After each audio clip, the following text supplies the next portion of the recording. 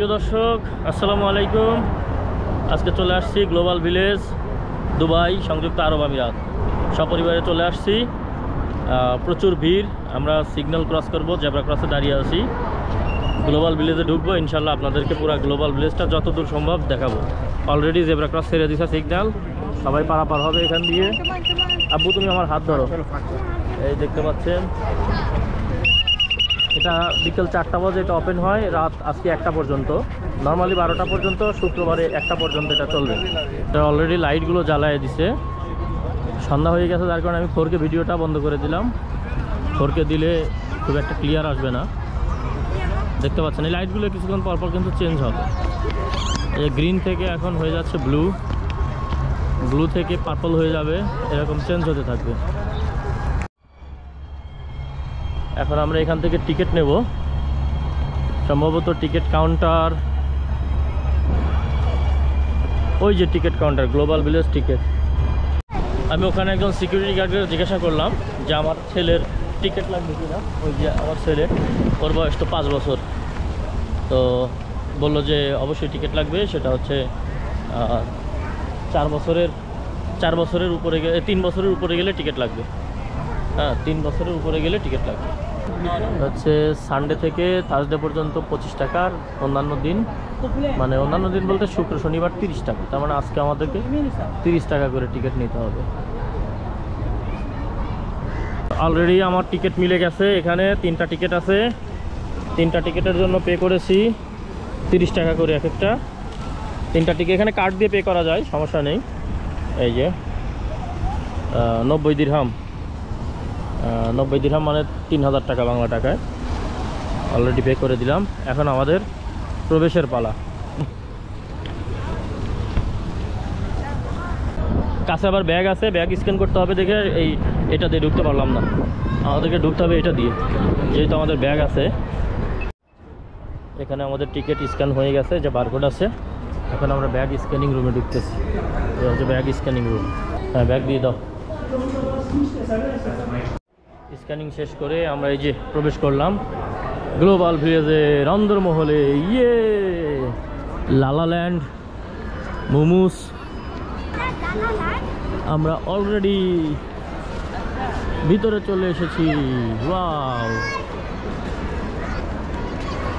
পাপা, তোমার কি ভালো লাগতেছে? ওকে, চলো আমরা ভিতরে যাই। হ্যাঁ, এখানে একটা পুরাতন ডাবল ডেকার বাসের চিত্র, ওখানে একটা টেলিফোন বুথ, মানে এদের হেরিটেজ আর কি, এদের ট্রেডিশনাল রেখে দিয়েছে। আমরা আস্তে আস্তে ভিতরে প্রবেশ করতেছি। দেখি, এগুলো শুরু। এখানে ফার্মেসি আছে, মানি এক্সচেঞ্জ আছে। হ্যাঁ, এখানে শোরুম আছে কাপড়ের। এখানে আইফেল টাওয়ার আছে।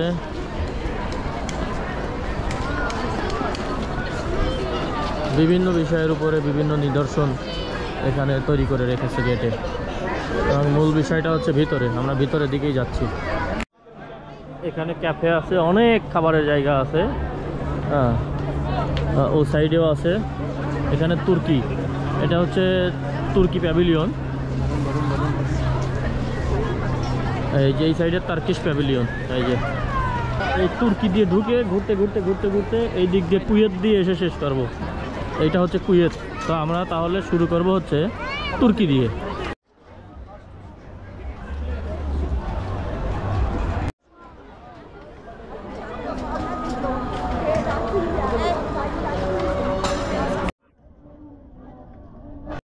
এটা হচ্ছে পাকিস্তান প্যাভিলিয়ন।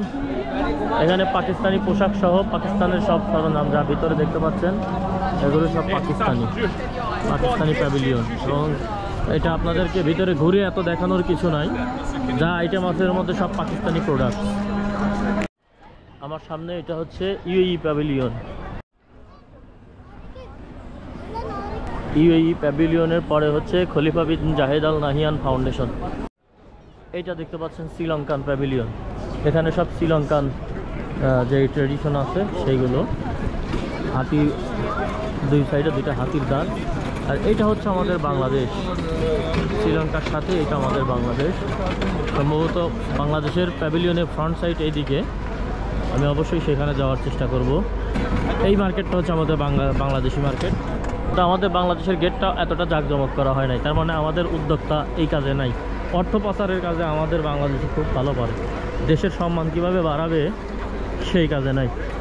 দেখেন শ্রীলঙ্কার মতো একটা দেউলিয়া দেশ, তারা কি সুন্দর গেট বানাইছে দেখতে পাচ্ছেন।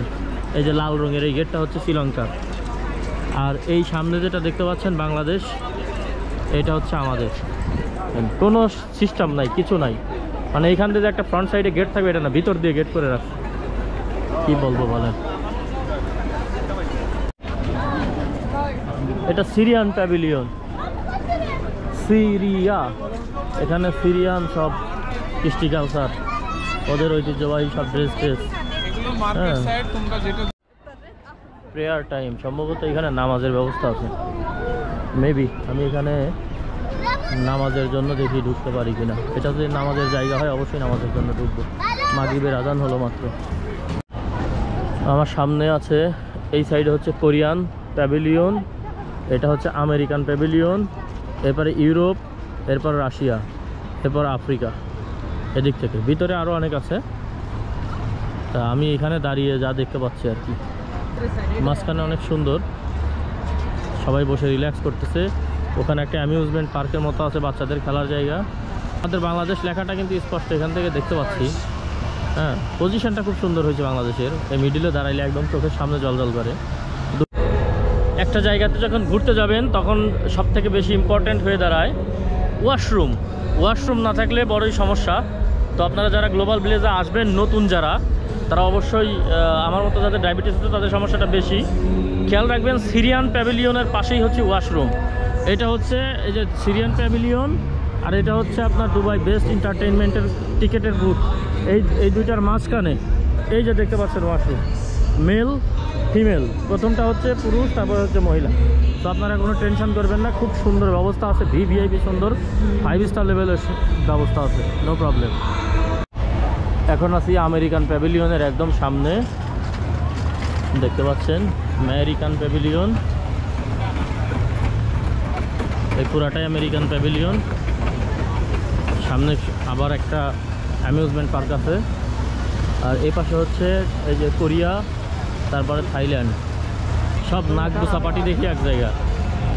হ্যাঁ, কোরিয়া, থাইল্যান্ড, জাপান, এর পিছনে আছে চায়না। হ্যাঁ, এটা রোড অফ এশিয়া,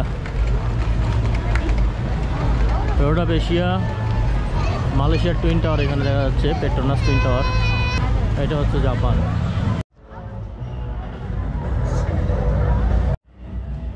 এখানে বাচ্চাদের নাগরদোলা টাগরদোলা, এই যে টাকা দিলে এরকম গাড়িতে ঘোরা যায়। এই যে অ্যামিউজমেন্ট পার্ক বাচ্চাদের। হ্যাঁ,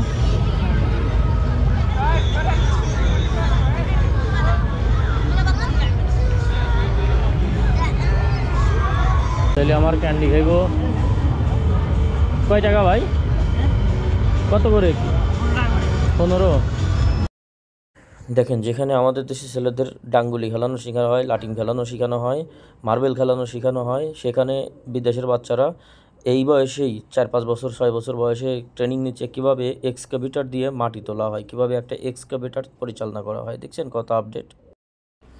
এখন যে এরিয়াটায় আছি এটাও একটা অ্যামিউজমেন্ট পার্ক এরিয়া। এখানে বিভিন্ন ধরনের রাইডস, বিভিন্ন ধরনের খেলনা সরঞ্জাম, বিভিন্ন ধরনের মানে এন্টারটেনমেন্টের, বিশেষ করে বাচ্চাদের যত ধরনের যা প্রয়োজন এখানে আছে। চোখ ধাঁধানো একটা এই এরিয়াটা। শুধু বাচ্চারাই যে এন্টারটেনমেন্ট করতেছে তা কিন্তু না, বড়রাও কিন্তু এন্টারটেনমেন্ট করতেছে। হ্যাঁ, কিন্তু আমি এই রাইডগুলোকে ভয় পাই, আমার ফ্যামিলিও খুব ভয় পাই। এর আগে আমরা উঠছি, তো উঠে অনেক বাজে অভিজ্ঞতা আছে। এই বাজে অভিজ্ঞতার কারণে আমরা শুধু দেখে গেছি, কোনো রাইড আমরা নেই নাই। আর আমার ছেলে তো একদমই ভীতু, বলার কোনো অপেক্ষা রাখে না। দূরে দেখতে পাচ্ছেন লম্বা, ওটা কিন্তু একটা রাইড। ওই যে লাইটগুলো ঘুরতেছে ওইটা কিন্তু মানুষকে ঘোরাচ্ছে। ঘুরতে ঘুরতে ঘুরতে ঘুরতে এটা নিচে থেকে উপরে চলে গেছে। আমি আরও কাছে গিয়ে আপনাদেরকে এটা দেখাবো ইনশাল্লাহ।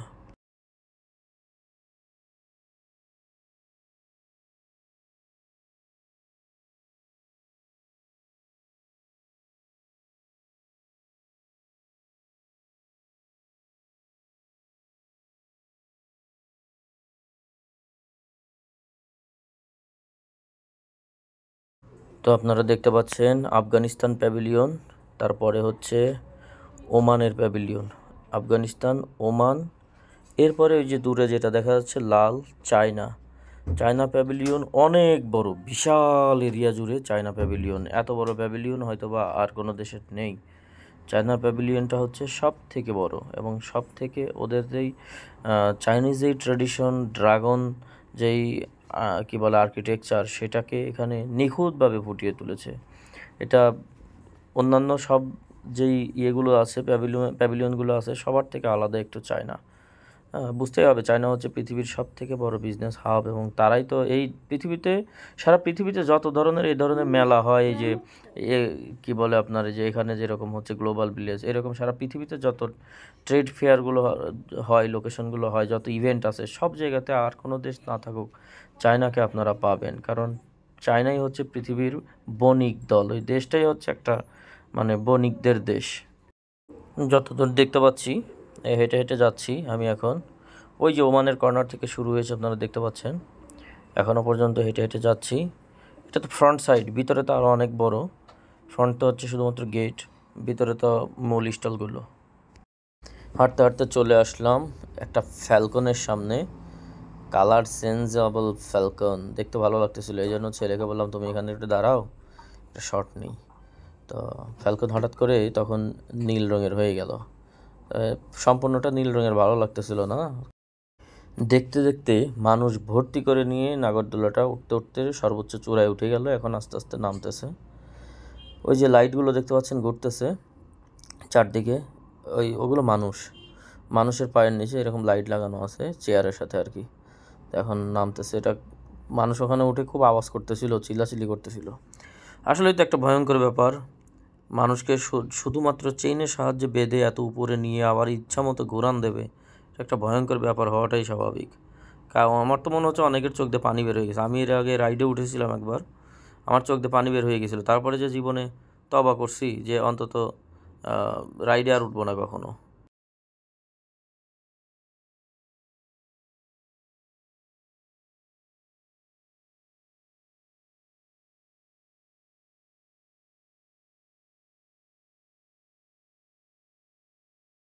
এই যে আর একটা গ্রুপ উঠাইতেছে, এদেরকে এমন ঘুরাবে উঠে একদম কান্না করে ছেড়ে দেবে।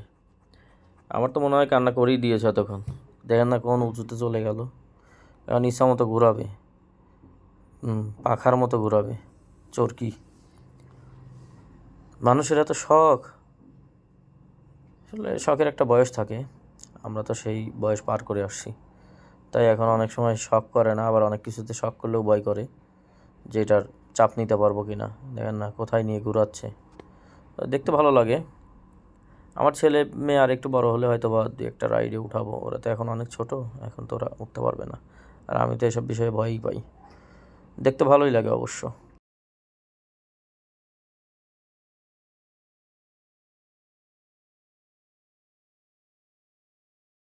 দেখতে দেখতে চলে এলাম ভূতের বাড়ির এক্সিট। এখানেও আমার আছে, মানে ভয় আছে।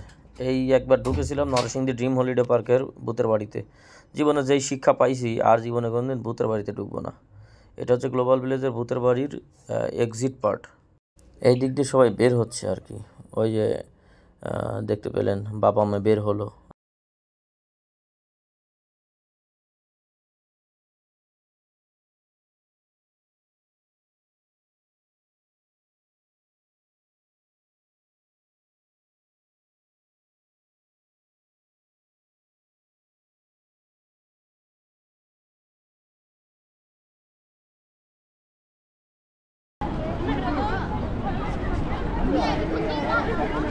ইরান,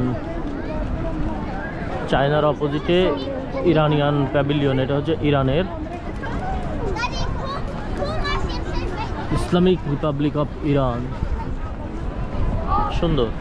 ইরানের এই ফ্রন্ট সাইডটা কিছুটা উজবেক মানে উজবেকিস্তানিদের মতো, মানে ওই অঞ্চল যারা আছে আর কি, উজবেকিস্তান যেটাকে বলা হয় কি বলে আপনার এই যে খোরাসান, উজবেকিস্তান, কাজাকিস্তান, হ্যাঁ ওই এলাকার, তুর্কমেনিস্তান, তাজিকিস্তান, ওই এলাকার চিত্রগুলো ঠিক এইরকম সিনারি। তো ইরানেরও সেই একই রকম সুন্দর, দেখতে অনেক সুন্দর। ইরানের জিনিসগুলো অনেক সুন্দর। তো আমি এখানে আছে হচ্ছে চীনের পাশেই হচ্ছে প্যালেস্টাইন। দেখেছেন ফিলিস্তিন যে রাষ্ট্র নামে কিছু রাখে নাই, সেটার গেট কত সুন্দর। আর আমাদের বাঙালি কি করে রাখছে, লজ্জা লজ্জা। ফিলিস্তিন কত সুন্দর গেট, কত বড় একটা গেট, গর্জিয়াস প্যালেস্টাইন। তার পাশে হচ্ছে লেবানন, লেবাননের পাশে হচ্ছে কাতার। তো এটা হচ্ছে ইন্ডিয়া। আমরা এখন ইন্ডিয়ান প্যাভিলিয়নের সামনে, এটাতে ভুল করেও ঢুকবো না। কিছুক্ষণ আগে একজন ইন্ডিয়ান রেস্টুরেন্টের একজন সেলসম্যান এসে বলতেছে ইন্ডিয়ান খাবার খাবেন, বললাম যে না, ইন্ডিয়ান প্যাভিলিয়ন থেকে তো একটা শুসও কিনবো না, ইম্পসিবল, প্রশ্নই আসে না।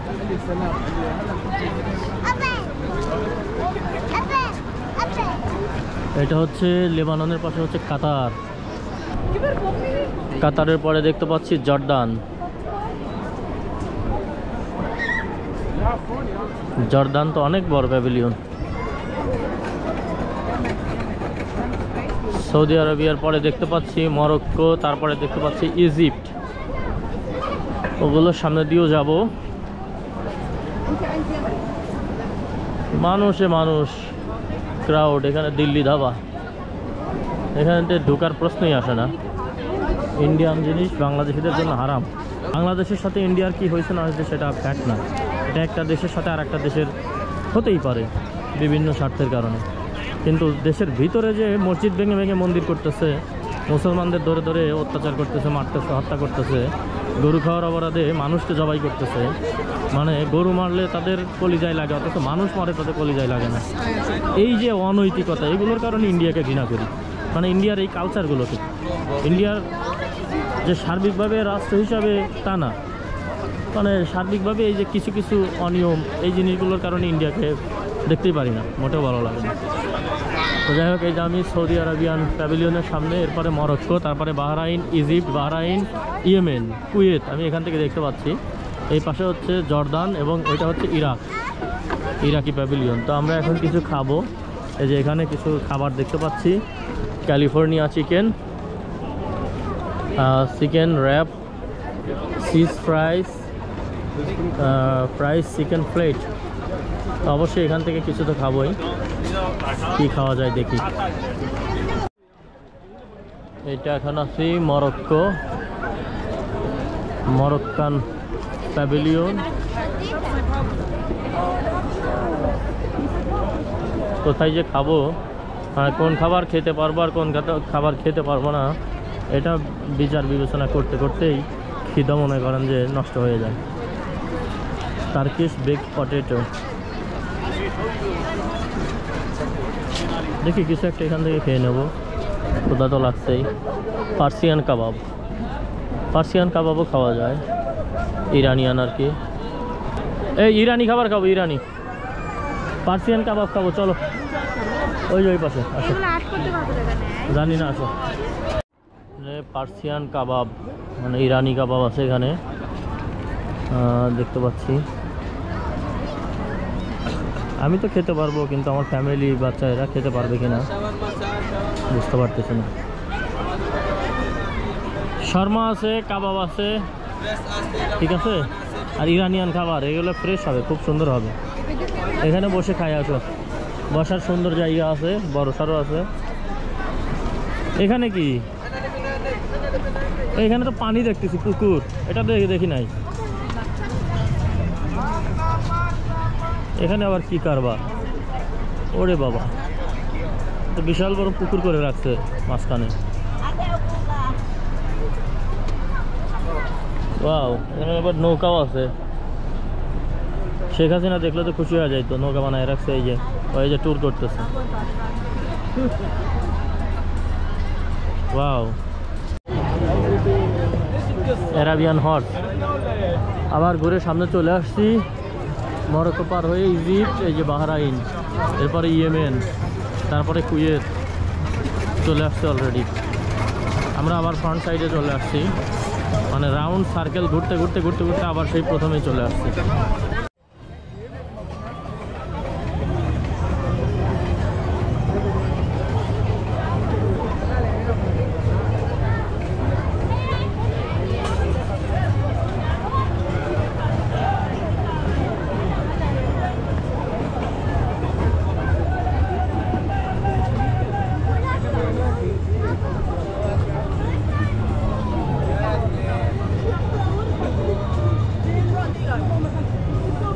শামুক দেখছো?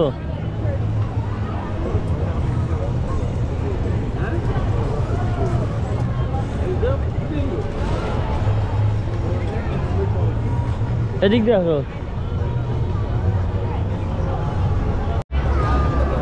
অবশেষে ঘুরতে ঘুরতে আইসা এই টার্কিশ শর্মা কোপ্তায় অর্ডার দিলাম, আর কি করার। এই যে আমার অর্ডার, ওখানে গিয়ে অর্ডার দিয়ে আসলাম Donald drum sandwich 1, Donald drum sandwich 1, মানে 2টা ডোনাল্ড ড্রাম স্যান্ডউইচ, মানে একই প্রাইস লিখছে আর কি, একই প্রাইস লিখছে। আমি দিছি 2 চিকেন শর্মা, 1 চিকেন বার্গার আর একটা পানির অর্ডার দিয়েছিলাম। হ্যাঁ, সব মিলায়া 90 দিরহাম, 90 দিরহাম। এই এত বড় লাইন মহিলাদের পিছনে, এই লাইন শেষ করে আমাকে নিতে হবে। দ্রুত ঝটপট কাজ করতে হবে, সব রেডি তো।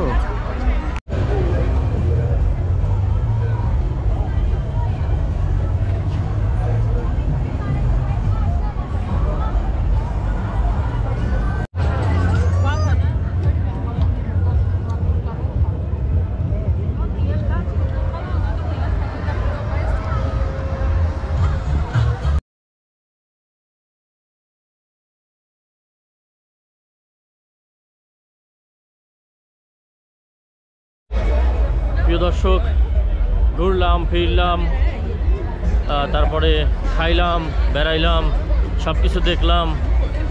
এখন বের হয়ে যাওয়ার পালা। প্রচুর ক্রাউড, মানুষ শুধু আসছে আর আসছে। এই দেখেন, দেখতে পাচ্ছেন শুধু মানুষ আর মানুষ, মানুষ আর মানুষ, পুরা ভিড়। দেখেন সামনের অবস্থা, দেখেন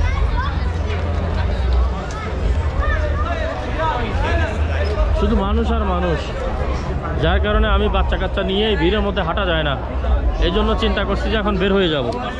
আমার ছোট ছোট ছেলে মেয়ে, এদেরকে নিয়ে হাঁটা খুবই মুশকিল, এই জন্য বের হয়ে যাচ্ছি। অলরেডি সামনে চলে আসছি, অলরেডি গেটে চলে আসছি। তো পরবর্তীতে আবার আসবো অন্য কোনো দিন। হ্যাঁ, অলরেডি গেটে চলে আসছে, আমরা এখন বের হয়ে যাব। তো চলুন এক্সিট করি। এই যে গেটটা এখন দেখতে ওয়াও লাগছে একদম, জাস্ট ওয়াও। আসলে গপ্রো ছাড়া এই সৌন্দর্য বোঝা যায় না। আমি যদি মোবাইল বা অন্য কোনো ক্যামেরায় ভিডিওটা করতাম, শর্টটা নিতাম, আপনার এই সৌন্দর্যটা বুঝতে পারতেন না। রাতের বেলায় শুধু গপ্রোর কারণে, ওয়াইড লেন্স হওয়ার কারণে ফুল ভিউটা পাচ্ছেন। এই যে দেখতে দেখতে কালার চেঞ্জ হয়ে গ্রিন হয়ে গেল, রেড থেকে গ্রিন হয়ে গেল। এক্সিটটা ঠিক মাঝখানে, আমরা এখান দিয়ে এক্সিট করব।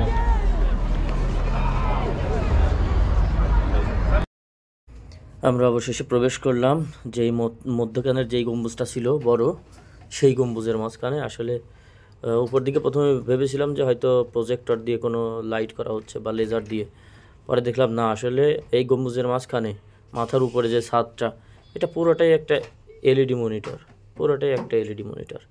হ্যাঁ, বিভিন্ন ধরনের দৃশ্য আসতেছে, চেঞ্জ হচ্ছে মিউজিকের সাথে সাথে। বাচ্চারা দেখে খুব আনন্দিত হচ্ছিল, আমার নিজেরই ভালো লাগতেছিল, মনে হচ্ছিল যে আমি এখানে লাফালাফি করি ফুর্তিতে, বাচ্চারা তো লাফাবেই। খুব সুন্দর দৃশ্যটা ছিল, দেখার মতো। আসলে প্রযুক্তি কোথায় নিয়ে গেছে, প্রযুক্তি আমাদেরকে কত কি দিয়েছে। প্রযুক্তি মানুষেরই তৈরি, কিন্তু সেই মানুষের তৈরি প্রযুক্তি মানুষকে কত যে বিনোদন দিতে পারে। যে আমার বাচ্চা কাচ্চা লাফাচ্ছে, দেখতে পাচ্ছেন, মিউজিকের সাথে সাথে লাফাচ্ছে। উপরের দৃশ্যটা সত্যিই চমৎকার, অসাধারণ। এটা শুধুমাত্র এক্সিট গেট, যেটা এক্সিট গেটের উপরেই দিয়েছে, পুরা ছাদটাই একটা মনিটর। সেখানে বিভিন্ন ধরনের দৃশ্য আসতেছে, তারা ঝলকাচ্ছে, দেখতে পাচ্ছেন, দেখার মতো। এজন্যই বলে দুবাই। পৃথিবীর কোন টেকনোলজি, কোন নতুন আবিষ্কার এটা বাদ রাখছে? সারা পৃথিবীর সমস্ত টেকনোলজির মাথাগুলোকে এক জায়গায় করে ফেলেছে এই দুবাইতে। চমৎকার। দর্শক, যাই হোক, অলরেডি আমরা বের হয়ে চলে আসছি। আমার পিছনেই দেখতে পাচ্ছেন গেট। এখন গাড়িতে চলে যাব। এই ছিল আমাদের আজকের গ্লোবাল ভিলেজের ট্যুর। মোটামুটি প্রত্যেকটা প্যাভিলিয়ন কোনটার পাশে কোনটা আপনাদের দেখানোর চেষ্টা করেছি। আর এখানে প্রচুর পরিমাণে মিউজিক, তো যার কারণে ইজিলি ভিডিও করা যায় না। তো এই ছিল আমাদের ট্যুর। সবাই ভালো থাকবেন, সুস্থ থাকবেন, সুন্দর থাকবেন। আসসালামু আলাইকুম।